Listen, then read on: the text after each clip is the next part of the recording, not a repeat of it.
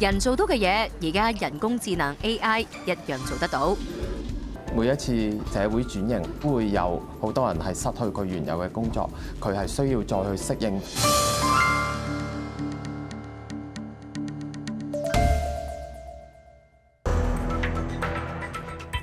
每當新科技出現，都有人擔心飯碗會被搶走。不過有顧問公司做過研究，話電腦啱啱出現嗰陣，雖然係取代咗打字員、記帳員等等嘅工作，導致美國有350萬個相關職位消失。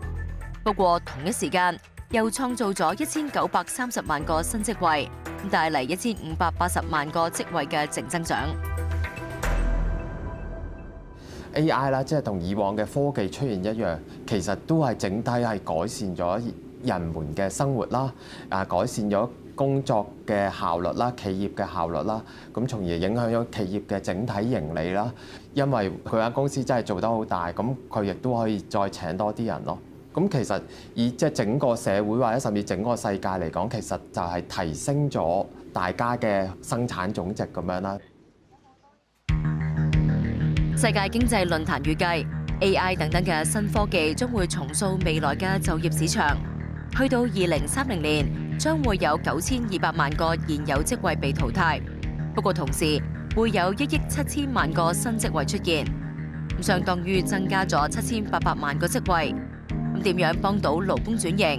周超龍認為需要政府介入。睇返以前嘅每一次社會轉型，都會有好多人係失去佢原有嘅工作，咁佢係需要再去適應返出嚟嘅時候，可能係有啲人真係適應唔到嘅。如果呢個情況係比較大規模嘅話咧，咁亦都可能真係會出現一啲社會問題。咁所以政府其實都需要即係密切留意呢啲情況啦，咁係幫助一啲真係轉型唔到嘅人啦。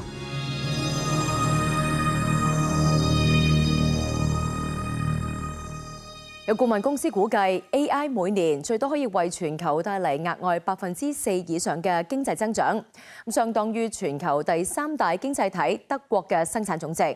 點樣令唔同人都分享到科技嘅好處，值得社會繼續思考。今集新聞透視講到呢度，再見。